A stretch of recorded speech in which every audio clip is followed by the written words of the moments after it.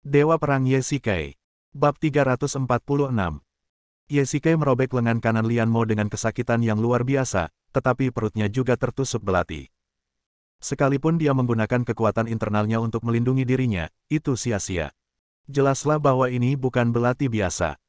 Ye-Shikai tidak sering menggunakan metode bertarung seperti ini yang membunuh 1000 musuh tetapi kehilangan 800 musuhnya sendiri. Dia terpaksa melakukan hal itu pada saat ini karena paksaan Lian Mo. Kekuatan pedang pemecah keinginan sangatlah besar, namun yang paling mematikan adalah energi jahat yang dimilikinya. Selama pertempuran, energi jahat ini akan terus-menerus menghabiskan kekuatan internal, jadi hanya pertempuran cepat dan keputusan cepat yang dapat menghasilkan kemenangan. Meski menderita cedera perut, Ye-Shikai juga bersyukur atas reaksi cepatnya tadi. Kalau saja dia melepaskannya sedikit lebih lambat, meski hanya beberapa 1/10 detik saja, tangannya pasti sudah terpotong oleh belati Lian Mo. Namun yang paling mengejutkannya adalah lengan Lian Mo yang hilang dan ditemukan kembali. Namun, adegan berikutnya bahkan lebih mengubah pandangan dunia Ye-Shikai. Dibandingkan dengan terakhir kali lengan kirinya robek, Lian Mo tampak sangat tenang kali ini. Dia tampaknya tidak merasakan sakit di bahu kanannya, atau kehilangan darah terus-menerus. Di sisi kanannya yang kosong, lengan baru tumbuh dengan kecepatan yang terlihat oleh mata telanjang. Kulitnya yang cerah sehalus kulit bayi yang baru lahir, tetapi meridiannya berwarna biru tua, memancarkan aura jahat samar. Teknik generasi. Ye-Shikai mengenalinya dan mengutuk. Bagaimana dia bisa begitu menipu? Apakah dia masih manusia? Dia sebenarnya memiliki kemampuan untuk beregenerasi. Maka pukulan yang diterimanya tadi menjadi sia-sia.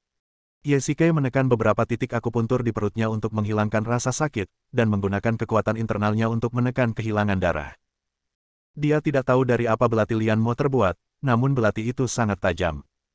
Dia merasa sedikit menyesal dalam hatinya. Serangan tadi agak tergesa-gesa, dan sekarang dia kehilangan istri dan pasukannya. Hades, pergilah ke neraka. Tapir itu melambaikan keinginan untuk menghancurkan dan menerkam ke arah Ye-Shikai. Tinju pemecah udara. Ye-Shikai melancarkan pukulan keras ke lengan kanan tapir yang baru itu, namun tidak memberikan efek sama sekali. Kulit yang tampak begitu halus ternyata sekeras baja, bahkan lebih keras dari lengan kanan sebelumnya. Aku tidak percaya kebohonganmu. Ye-Shikai diam-diam mengaktifkan saraf dalamnya, dan kecepatan serta kekuatannya meningkat secara signifikan karena peningkatan kekuatan internalnya. Dia menyerang titik-titik fatal Lian Mo berkali-kali, namun dia seperti karung pasir di sasana, dijatuhkan berkali-kali, lalu berdiri berkali-kali, dan kekuatannya pun meningkat sedikit demi sedikit. Setelah kenaikan dan penurunan ini, Ye-Shikai pasti akan dirugikan. Ye-Shikai memanfaatkan kesempatan itu, mengubah tangan kanannya menjadi cakar, dan menggenggam erat tangan kiri Lian Mo. Menggunakan teknik dislokasi sendi, dia memutarnya dengan keras dan merebut belati dari tangan Lian Mo. Dia kemudian berbalik dan mengayunkan pisau, memotong 3 jari tangan kirinya. Huff! Lian Mo mencibir 2 kali dan perlahan mengulurkan tangan kirinya yang berdarah. Di bawah tatapan keduanya, 3 jari baru dengan cepat tumbuh dari 3 celah. Segalanya seperti dalam film fiksi ilmiah, begitu tidak nyata namun begitu nyata. Wajah Ye-Shikai tampak serius. Meskipun dia tidak tahu bagaimana Lian Mo melakukannya, dia memiliki kemampuan untuk meregenerasi anggota tubuh. Pada saat yang sama, Ye-Shikai akhirnya mengerti mengapa Lian Mo, setelah kekuatannya sangat rusak, berani menantangnya di tengah malam. Dengan kemampuannya seperti itu, apa yang perlu ditakutkannya? Berdasarkan pengalamannya, Ye-Shikai dapat yakin bahwa pasti ada orang luar yang membantunya di balik layar. Karena anggota tubuhnya tak berguna, ayo serang di tempat lain. Ye-Shikai mengambil langkah cepat, mengandalkan energi internal tak berujung yang disediakan oleh saraf dalam, dan dalam sekejap mata dia melintas di depan tapir dan menebas keras lehernya. Belati yang tajam itu membuat sayatan panjang dan dalam pada leher tapir itu.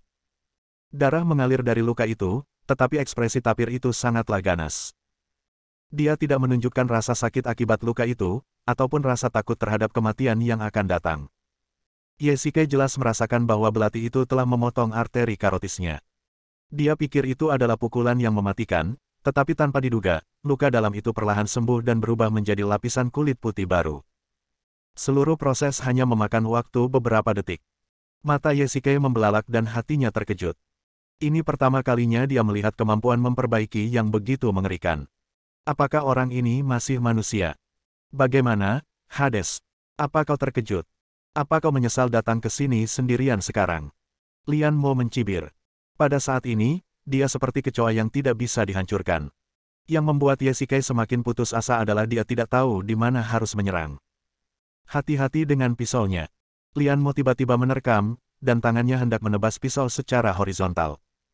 Ye Shikai segera melompat untuk menghindarinya.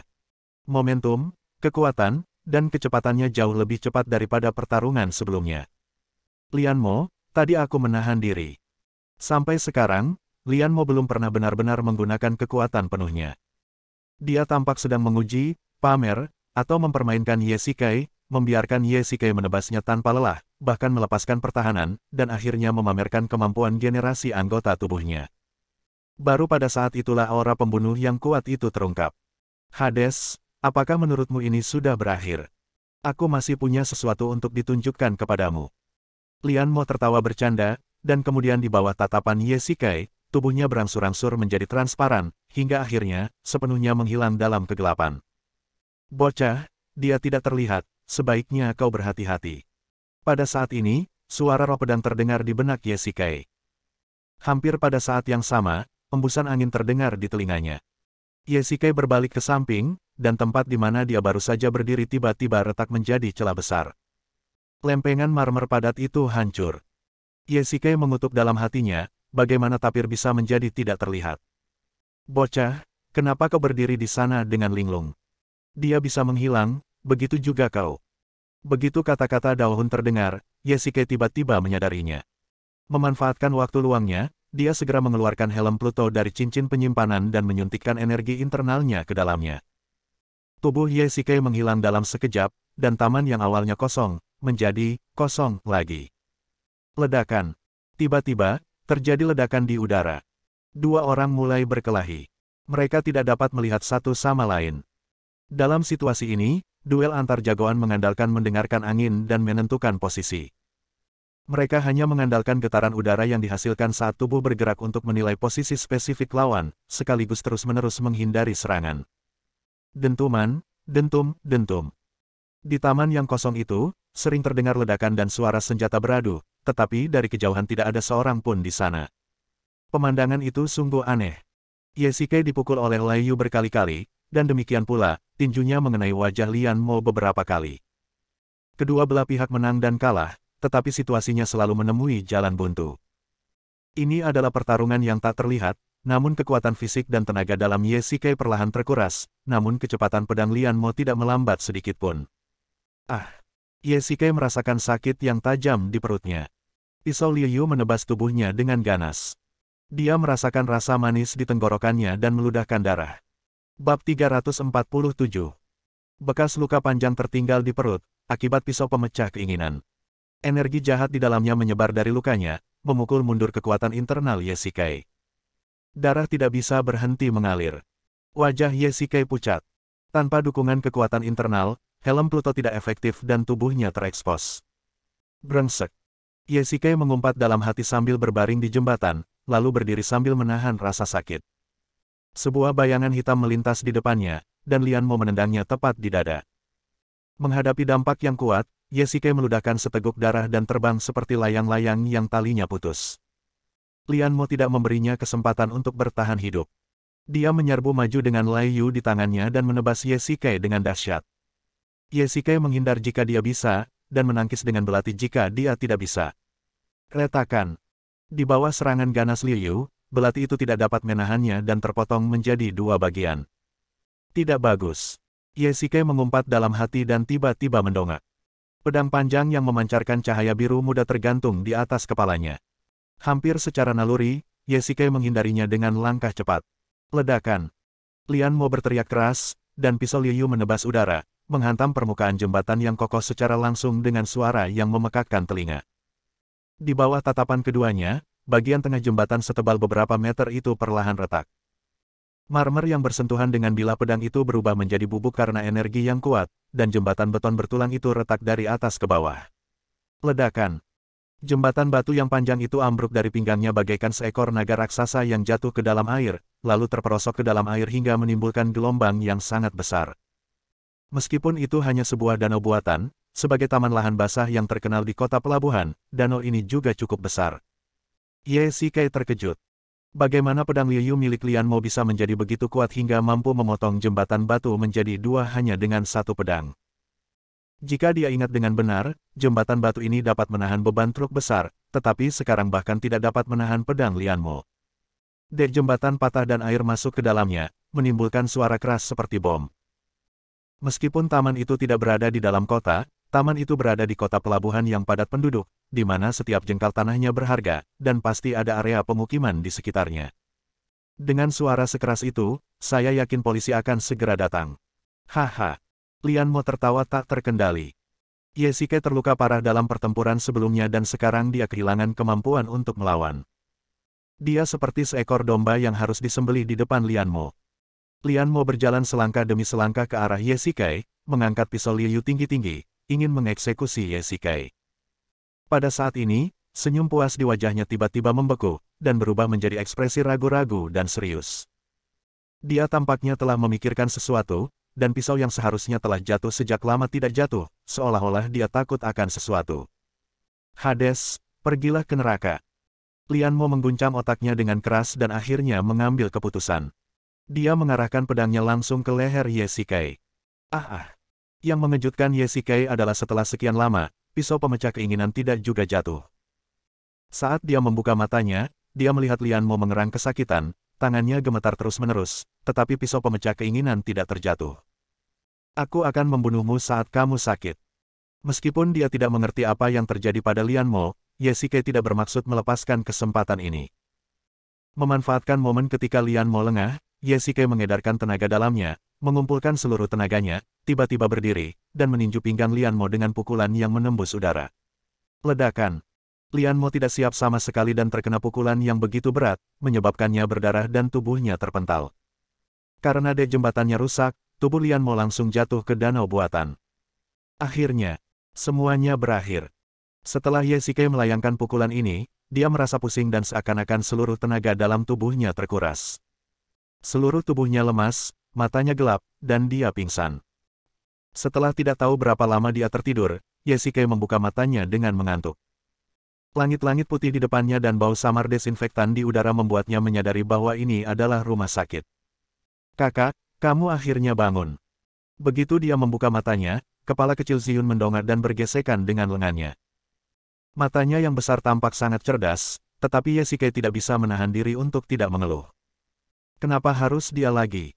Sepertinya setelah dia bertarung dengan tapir terakhir kali, dia dikirim ke rumah sakit untuk dirawat, dan ketika dia bangun dia kebetulan bertemu Ziyun yang sedang berjaga. Batuk, sakit. Ye Shikai tidak dapat menahan diri untuk tidak berteriak. Kepala kecilnya bergesekan dengan lukanya. Maafkan aku, saudaraku. Ziyun segera berdiri dan berkata sambil tersenyum meminta maaf. Bagaimana aku bisa kembali? Aku ingat aku pingsan di taman. Ye Shikai menggelengkan kepalanya yang berat dan bertanya dengan lembut. Anda pingsan di taman. Saat kami menemukan Anda sudah ditemukan oleh Cheng Luoqi, kepala regu pasukan khusus SAT, dan Anda telah menerima perawatan medis sederhana. Ziyun berkata demikian dengan ekspresi yang kejam. Wanita biadab itu, aku bilang kami adalah temanmu, tetapi mereka menolak untuk membiarkan kami pergi, jadi, apa yang salah denganmu? Ye Shikai bertanya dengan bingung. Tidaklah mudah bagi kami untuk melawan mereka secara langsung, jadi kami memanggil Tuan Wu. Ziyun berbisik, Tuan Wu langsung memberitahu kepala kantor polisi Gangcheng, dan itulah sebabnya kami membawamu pergi. Kakak, kau tidak tahu, orang-orang itu sangat kejam. Bahkan setelah direktur mereka memberi perintah, mereka tetap tidak mau melepaskan kita, terutama wanita kejam bernama Cheng Luoqi itu. Kami khawatir dengan keselamatanmu, dan kakak Meng Ye hampir berkelahi dengannya. Wajah Ziyun tampak cemberut dan tampak sangat marah. Kalau begitu, pada akhirnya kamu tidak melakukannya. Ye Shikai segera bertanya, tampak sangat cemas. Tidak. Ada seorang wakil direktur bernama Guan Kai. Dialah yang memberi perintah untuk membebaskan orang itu pada akhirnya. Setelah mendengar ini, Ye Shikai menghela napas lega. Guan Kai adalah komandan SAT, dan perintahnya lebih berguna. Untungnya kedua belah pihak tidak berkelahi, kalau tidak akan terjadi masalah. Itu bagus. Ye Shikai baru saja berbaring ketika dia duduk seolah-olah tersengat listrik. Kakak iparmu tidak tahu tentangku, kan? Ye Shikai takut Su Qingyu akan mengkhawatirkan lukanya, begitu pula Luo Shiki dan Anlan. Jika mereka tahu, jangan khawatir, Tuan Wu sangat perhatian. Dia menyuruh saudara iparnya pergi dari acara makan malam tadi malam dan kemudian melarikan diri ke kantor polisi. Aku juga berbohong kepada saudara iparku. Mereka belum tahu kamu terluka. Untungnya, kamu sudah bangun sekarang, kalau tidak, kamu akan ketahuan. Ziyun berkata sambil tersenyum. Ziyun, apakah kamu yakin kakak iparmu benar-benar tidak tahu? Tiba-tiba, wajah Ye Shikai berubah, lalu dia mengerutkan kening, menundukkan kepalanya dan berkata kepada Ziyun dengan canggung. Tentu saja, saya bisa menjaminnya. Ziyun menepuk dadanya dengan percaya diri dan berkata sambil tersenyum. Kakak Ziyun, apakah kamu yakin aku tidak tahu? Pada saat ini, suara wanita sedingin es terdengar di belakang Ziyun, dan kemudian wajah cantik muncul. Bab 348. Ziyun tidak dapat menahan diri untuk berteriak, tubuhnya gemetar dan goyang terus-menerus. Wajah dingin itu adalah Su Qingyu, dan dia memegang jarum suntik di tangannya. Kakak ipar, kenapa kamu ada di sini? Setelah melihat siapa orang itu, Ziyun menggaruk kepalanya dan tersenyum canggung. Datanglah dan lihat apakah orang ini sudah mati. Su Qingyu melirik Ye Shikai yang berada di ranjang dan berkata dengan dingin, lalu mencondongkan tubuhnya ke telinga Ziyun dan berkata sambil tersenyum, Ziyun, ada apa denganmu hingga kau tak bisa memberitahuku? Tidak, tidak ada apa-apa. Ziyun tersenyum canggung. Kenapa penyihir kecil yang tak kenal takut ini sama dengan gadis kecil Su Ziking dan begitu takut pada Su Qingyu? Benarkah? Lalu kenapa kau bilang dia pergi ke bar? Su Qingyu berpura-pura terkejut dan tertawa dingin. Ya, Ziyun, kenapa kamu bilang aku pergi ke bar? Ye Shikai berseru kaget. Dia tidak pernah menyangka gadis bodoh ini akan memberikan alasan yang tidak masuk akal seperti itu. Istrinya pergi ke pesta makan malam dengan beberapa orang kepercayaannya, dan kemudian dia pergi ke bar. Bukankah itu berarti mengkhianati istrinya? Bagaimana Ziyun bisa menemukan alasan seperti itu? Dia dulu. Seperti ini. Ziyun berkata lembut sambil menundukkan kepala, tampak sangat sedih. Gadis ini telah tinggal di barat, dan konsep hidupnya berbeda dengan di Cina. Pergi ke bar untuk menikmati kehidupan malam di malam hari sama normalnya dengan makan dan minum. Saat dia berada di luar negeri, Ye Shikai sering diajaknya ke bar untuk nongkrong. Setelah mendengar ini, wajah Su Qingyu menjadi gelap. Ketika dia mendengar kata bar, matanya penuh dengan ketidakpuasan. Sebagai gadis baik yang selalu menuruti Su Pengzan sejak kecil, Su Qingyu tidak pernah ada di sana, setidaknya sebelum dia dewasa. Apakah dia sering pergi ke sana untuk bermain? Su Qingyu berkata dengan dingin. Gadis kecil Ziyun mengira dia telah berhasil mengalihkan pembicaraan.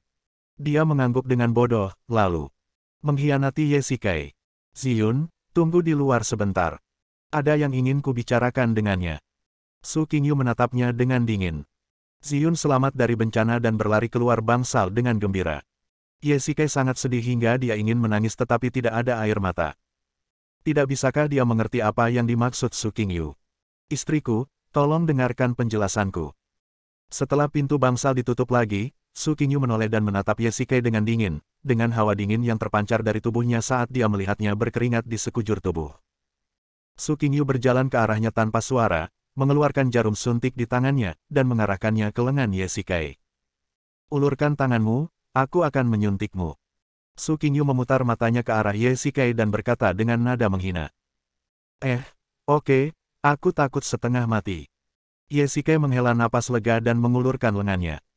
Su Qingyu mengikatkan torniket karet di tangannya, mengoleskan sedikit yodium, dan perlahan mengambil jarum suntik. Qingyu, aku tidak menyangka kamu bisa memberikan suntikan. Kamu sangat profesional. Ye Shikai berkata dengan rasa ingin tahu, seolah-olah dia telah menemukan benua baru. Saya telah mempelajari beberapa pengetahuan keperawatan sebelumnya. Su Qingyu masih memiliki ekspresi dingin di wajahnya. Ye Shikai merasa sedikit kecewa. Tampaknya dia benar-benar marah kali ini. Apa yang harus dia lakukan? Haruskah dia menggunakan lollipop untuk membujuknya? Mendesis. Ye Shikai tiba-tiba merasakan sakit dan tersentak kesakitan. Tampaknya Su Qingyu telah menusuk tempat yang salah. Oh, sepertinya aku menusuk tempat yang salah. Su Qingyu berkata dengan dingin. Qingyu, kurasa kita harus membiarkan perawat. Mendesis, sakit. Sebelum Yesike bisa menyelesaikan kata-katanya, dia merasakan sakit di lengannya lagi. Su Qingyu mendengus dingin, dan jarum suntik masih berputar di lengannya. Dia jelas-jelas melakukannya dengan sengaja. Huff, sekarang kamu tahu itu menyakitkan. Su Qingyu mendengus dingin. Meskipun dia tidak bersedia memaafkannya, sedikit rasa sakit hati tampak di matanya. Dia dengan lembut menyuntikkan obat untuk Yesike. Dokter mengatakan lukamu sangat dalam dan hampir merusak organ dalammu. Su Qingyu mengusap perutnya yang diperban. Tidak mengherankan. Pertama, dia ditusuk keras oleh belati, lalu dia ditebas keras oleh Lei. Bagaimana mungkin dia tidak terluka parah? Qingyu, bagaimana kamu tahu aku terluka? Haha, ponselmu tidak berfungsi, dan Tuan Wu pergi terburu-buru saat makan malam. Aku menduga sesuatu telah terjadi padamu. Su Qingyu berkata dengan enteng, kemudian, Ziyun berkata bahwa kamu pergi ke bar. Aku tidak ingat kamu adalah orang yang pergi ke bar karena bosan. Aku tahu kamu mengerti aku. Ketika Yesike mendengar ini, dia begitu gembira hingga air matanya hampir mengalir di wajahnya. Dia tahu bahwa Su Qingyu sangat pintar, bagaimana dia bisa mempercayai kata-kata Ziyun dengan mudahnya. Bagaimana mungkin orang yang sangat disiplin sering pergi ke bar untuk mencari pasangan romantis? Karena tidak ada Dark Night Bar di Gangcheng, dan Luo Shiki tidak menunggumu di sana. Su Qingyu mengatakan ini tiba-tiba, membuat Yesike sangat malu. Setelah sekian lama, dia merasa lega karena Yesike tidak mengenal tempat itu. Tetapi ketika dia memikirkannya dengan cermat, sepertinya setiap kali dia pergi ke Dark Night Bar di Yanjing, itu untuk Luo Shiki. Sudah kubilang untuk tetap di hotel. Kenapa kamu malah keluar sana dan bekerja keras tanpa alasan? Setelah mengalami banyak hal, Su Qingyu juga memahami beberapa hal di dunia bawah tanah. Ketika mendengar berita bahwa Yesike terluka parah, Su Qingyu hanya menunjukkan kekhawatiran dan tidak terlalu terkejut. Tidak mungkin. Pria itu mengancamku dengan mobil penuh nyawa. Jika aku tidak pergi, dia mungkin melakukan sesuatu yang kejam dan gila. Yesike berkata dengan kejam. Dia sama sekali tidak meragukan kata-kata Lian Mo. Dia adalah seorang pria yang berani berkata dan berbuat. Selama bertahun-tahun, dia telah melakukan banyak kejahatan di Gangcheng. Suamiku, mengapa engkau begitu peduli dengan orang lain? Jika sesuatu terjadi padamu. Maksudku apa yang harus aku lakukan? Su Qingyu tiba-tiba tertegun dan memegang erat lengan Yesike, menolak melepaskannya, seolah-olah selama dia melepaskannya, Yesike akan meninggalkannya. Maafkan aku. Aku berjanji tidak akan melakukan itu. Yesike berkata dengan rasa bersalah. Mungkin karena dia dulunya adalah seorang prajurit, setiap kali mendengar tentang kehidupan manusia, secara tidak sadar dia akan berusaha sekuat tenaga melindunginya. Itulah situasi sebelumnya. Saat itu, dia sendirian, berkelana keliling dunia, tanpa ada kekhawatiran apapun.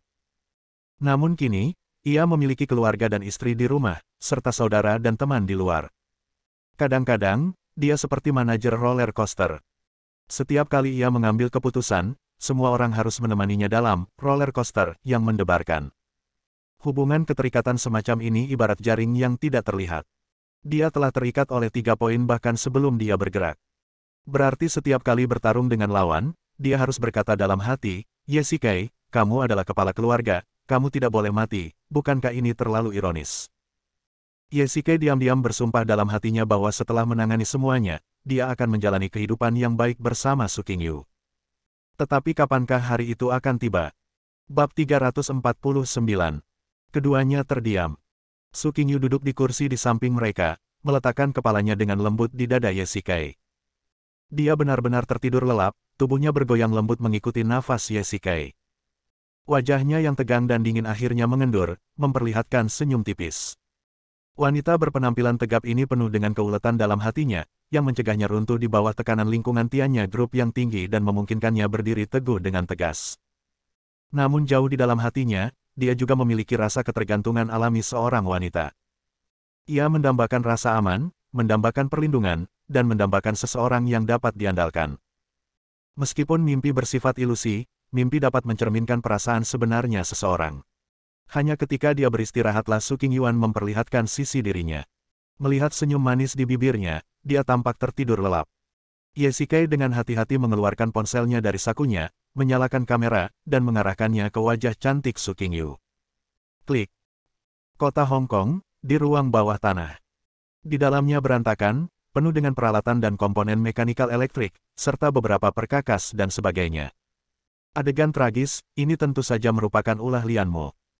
Di taman, dia bisa dengan mudah membunuh Ye Shikai, tetapi pada saat itu, sesuatu yang aneh terjadi pada tubuhnya, dan efek ramuan itu tiba-tiba menghilang, yang memungkinkan Ye Shikai lolos dari kematian, dan dia menendangnya ke danau buatan. Bebek yang hendak masuk ke mulutnya terbang menjauh, dan suasana hatinya yang tertekan tampak jelas. Ketika ia menyeret tubuhnya yang basah kembali ke pangkalan, ia seperti ayam yang tenggelam, sehingga begitu ia kembali ke pangkalan, ia menghancurkan beberapa dekorasi di dalamnya hingga berkeping-keping. Kau kembali secepat ini. Kupikir kau akan berenang di air lebih lama. Di atas sofa, wanita misterius itu menatapnya dengan dingin saat dia kehilangan kesabaran. Dia menonton dalam diam tanpa mengatakan apapun. Setelah Lian Mo selesai menghancurkan barang-barang itu, dia duduk di sofa sambil terengah-engah. Tiba-tiba, jejak niat membunuh terpancar di matanya. Dia mengambil langkah cepat dan menerkam ke arah wanita itu. Jika bukan karenamu, aku sudah membunuh Ye Shikai sejak lama. Lian Mo mencubit leher wanita itu dengan tangan kanannya dan berkata dengan kejam. Leher yang lembut dan putih di bawah tangan besar Lian Mo seakan dapat dipatahkan hanya dengan cubitan kecil.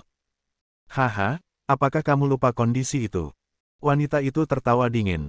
Jejak kepanikan melintas di mata Lian Mo.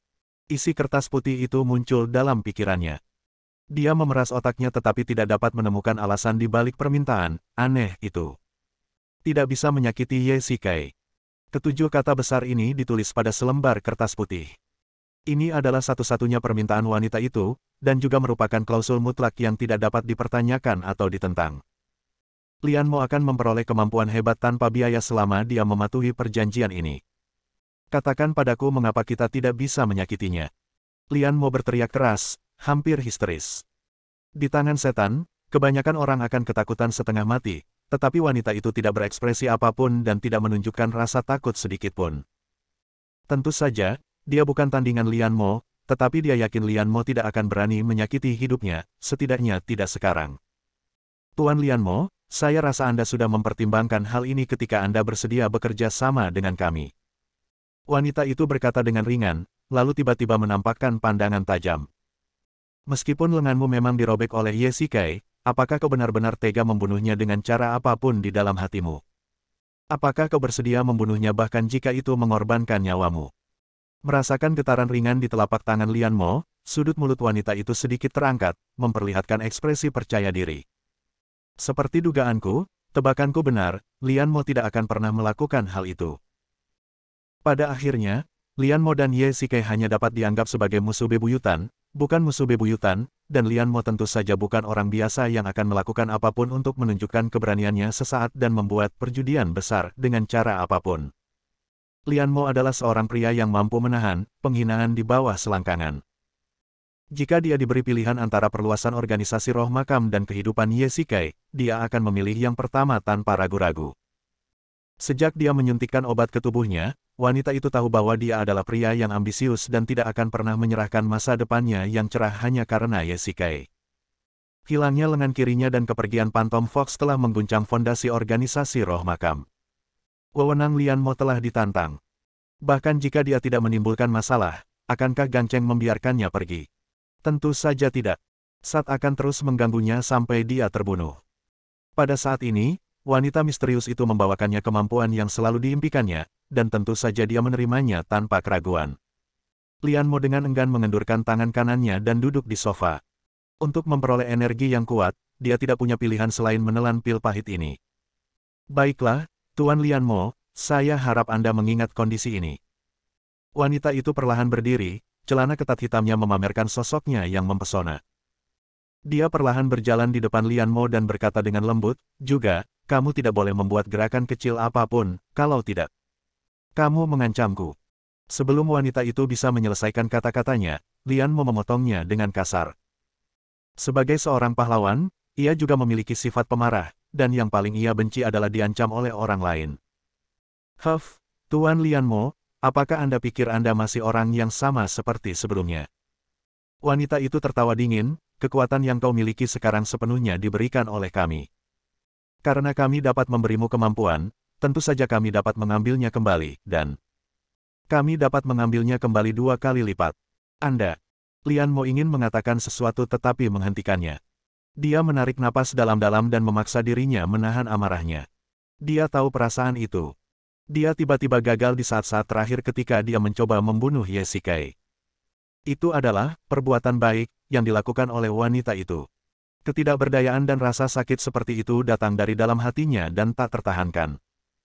Sambil memperoleh energi yang kuat, dia juga memberi keuntungan kepada orang lain dan tidak berdaya.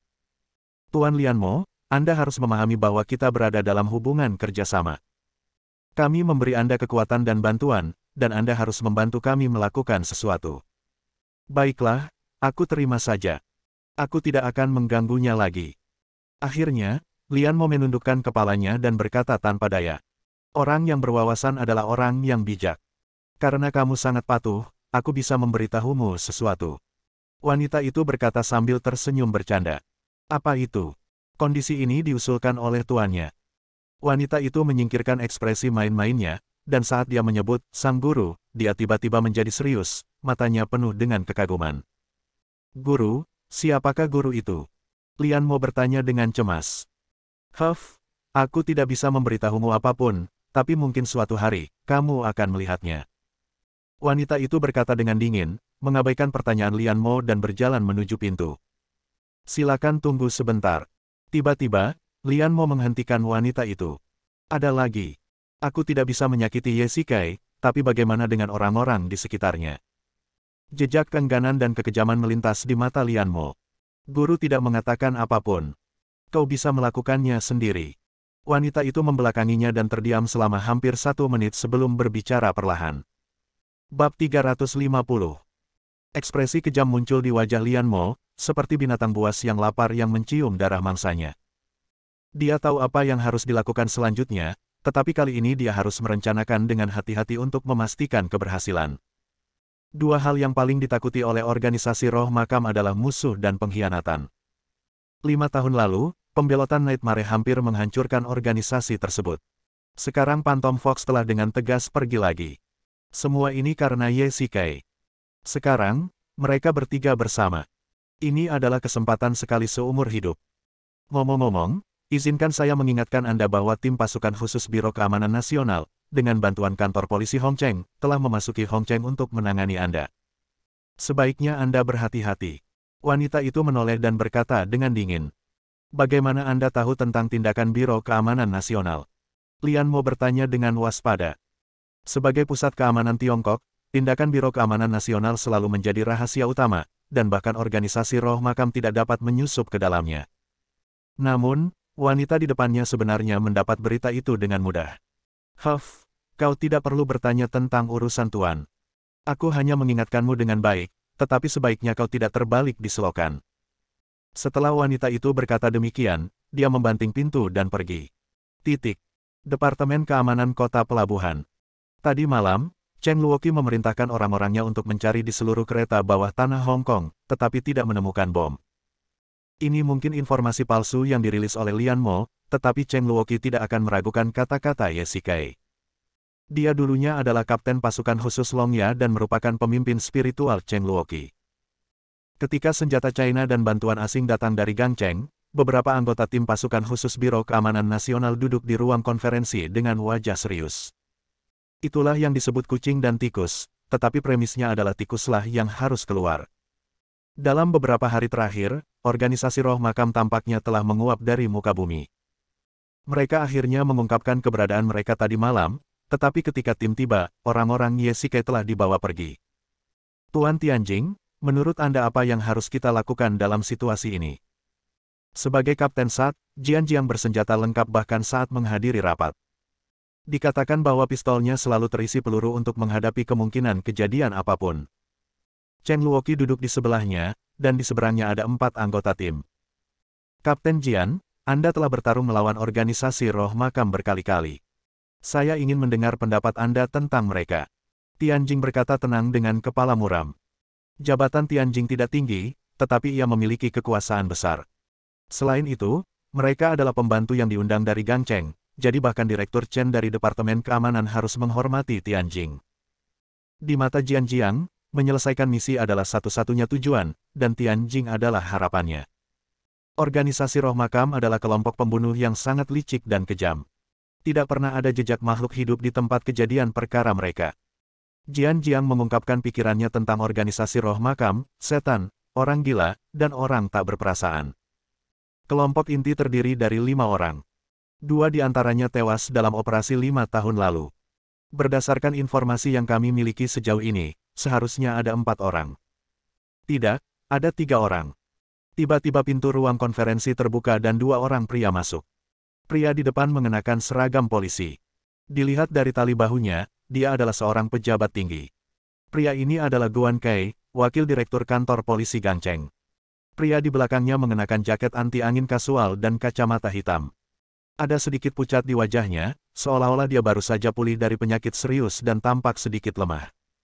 Tuan Ye, Anda akhirnya sampai di sini. Tianjing dan Cheng Luoqi berteriak kegirangan. Ya, orang yang datang adalah Ye Shikai. Dia telah menyelesaikan prosedur pemulangan, tetapi kali ini ketika pergi ke kantor polisi Gangcheng, dia telah meminta pendapat Su Qingyu. Hari-hari ini, dia berpikir sudah saatnya memutuskan hubungan dengan organisasi Roh Makam. Awalnya, Ye Shikai dengan tegas menolak permintaan kerja sama Tianjing. Sebab, dia tidak menyangka perseteruan kedua kubu akan berkembang sampai sejauh ini. Sekarang, mungkinkah Istana Dunia Bawah dan Roh Makam kembali ke hubungan mereka sebelumnya, yaitu tidak saling mengganggu? Itu tidak mungkin. Halo, Tuan Ye. Meskipun ini adalah pertama kalinya Jian Jiang bertemu Ye Shikai, dia sudah mengetahui reputasinya dari Tianjing dan Cheng Luoqi. Jika Ye Shikai tidak pensiun sekarang, dia pasti akan dianggap sebagai idola seluruh SAT. Kapten Jian, kita pernah bertemu sebelumnya. Apakah Anda masih mengingatnya? Ye Shikai mengulurkan tangannya dan menjabat tangannya dengan erat sambil tersenyum di wajahnya. Tentu saja, Tuan Ye, keahlian menembak Anda luar biasa, dan Anda masih menjadi legenda di ketentaraan. Saya harap Anda dapat memberi saya lebih banyak petunjuk saat Anda punya waktu. Jian Jiang tersenyum. Mereka berdua adalah teman lama yang bertemu lagi dan berada dalam suasana hati yang baik. Haha, itu hanya reputasi kosong. Lagi pula, Ye sudah pensiun selama bertahun-tahun dan sudah lama tidak berlatih, jadi kungfu-nya hampir sia-sia. Ye Shikai menertawakan dirinya sendiri, meredakan suasana yang berat. Tuan Ye, Anda terlalu rendah hati. Saya tahu semua detail tentang keberanian Anda dalam memecahkan kasus Motman. Anda benar-benar luar biasa. Jian Jiang mengacungkan jempol, dan Cheng Luoqi terkejut. Setelah bekerja dengan Jian Jiang selama bertahun-tahun, dia tahu betul bahwa pemimpin yang dingin dan jujur ini jarang tersenyum, apalagi memuji orang lain. Dia tidak menyangka Ye Shikai menjadi orang pertama yang melakukan hal itu. Kapten Jian, saya mengundang orang ini ke sini untuk Anda. Sekarang seluruh pemerintah kota Hong Kong mengawasi Anda. Jangan mengecewakan kami. Guan Kai menepuk bahu Jian Jiang dan berkata sambil tersenyum. Dibandingkan dengan Jian Jiang yang jujur, Guan Kai lebih tahu bagaimana cara berurusan dengan orang lain. Terkait kasus organisasi Roh Makam, tekanan dari atasannya sangat tinggi, dan dialah yang harus mengatasinya. Jika tidak, beban di pundak Jian Jiang akan lebih berat. Terima kasih, Wakil Direktur Guan. Jian Jiang tersenyum tipis, lalu menoleh ke arah semua orang dan berkata, Tuan Ye, Tuan Tianjing, semuanya, sekarang saatnya membahas cara menghadapi organisasi Roh Makam. Situasinya mendesak dan masalah tersebut harus ditangani sesuai keadaan. Sebagai seseorang yang baru saja bertarung dengan Lian Mo, Ye Shikai ditanyai oleh semua orang begitu dia duduk. Semuanya, situasinya sekarang mendesak, jadi aku tidak akan menyembunyikan apapun. Lian Mo memiliki kemampuan khusus, dia bisa meregenerasi anggota tubuhnya. Begitu Ye Shikai selesai berbicara, semua orang terkejut, kecuali Tianjing. Dia telah menyaksikan banyak hal mustahil dalam pertarungan terakhirnya dengan Motman, dan sekarang dia tidak terkejut. Dan sekarang Lian Mo mampu melukai Ye Shikai dengan serius, itu sudah cukup menunjukkan betapa kuatnya dia. Tuan Ye, Anda baru saja mengatakan bahwa hanya ada 3 orang yang tersisa di organisasi Roh Makam. Apa yang terjadi? Tiba-tiba Cheng Luoqi berkata tanpa pikir panjang. Phantom Fox, yang dikenal memiliki 1000 wajah di organisasi Roh Makam, sudah mati. Warna aneh melintas di mata Ye Shikai. Dia berhenti sejenak secara tidak wajar sebelum berbicara perlahan. Oh, jadi kau membunuhnya dengan tanganmu sendiri? Cheng Luoqi terus bertanya. Ya, saya yakin. Ye Shikai berkata dengan tegas. Bersambung.